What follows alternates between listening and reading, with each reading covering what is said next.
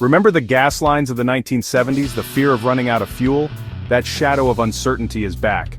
Across the globe, energy prices are soaring. Tensions in the Middle East cast a long shadow on oil markets. Russia's war in Ukraine has disrupted energy supplies to Europe. These events are a stark reminder: our world runs on energy, and its stability is fragile. The recent blackout in Spain and Portugal is a blaring alarm.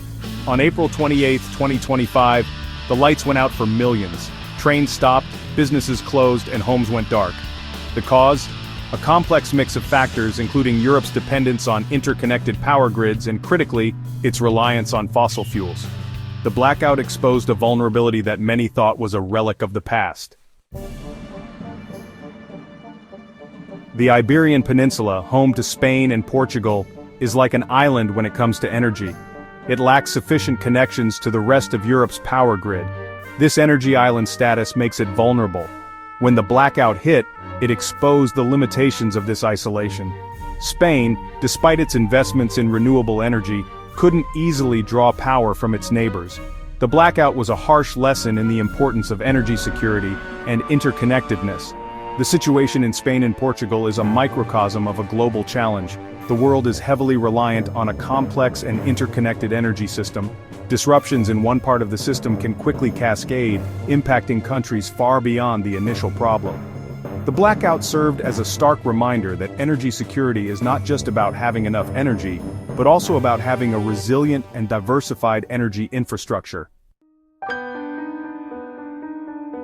The current energy crisis, with its price spikes and anxieties, echoes a similar period in the 1970s. In 1973, the Organization of Arab Petroleum Exporting Countries, or OPEC, imposed an oil embargo on the West. The embargo, a response to Western support for Israel during the Yom Kippur War, sent shockwaves through the global economy. Oil prices quadrupled, leading to fuel shortages, economic recession, and political instability. The 1973 oil crisis exposed the danger of over-reliance on a single region or supplier for energy. It forced governments to rethink their energy policies and to take drastic measures. Countries implemented rationing programs, imposed speed limits to conserve fuel, and invested heavily in alternative energy sources. The crisis was a painful but ultimately transformative experience. The parallels between the 1973 oil crisis and today's energy challenges are impossible to ignore.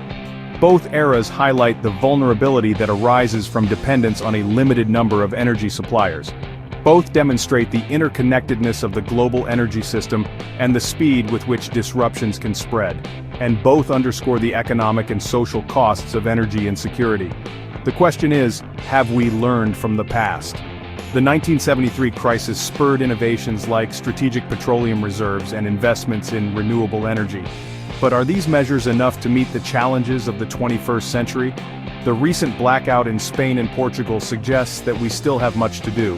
We must strengthen our energy infrastructure, diversify our energy sources, and reduce our reliance on fossil fuels. The choice is ours. Will we repeat the mistakes of the past? Or will we build a more resilient and sustainable energy future? Like and subscribe for more.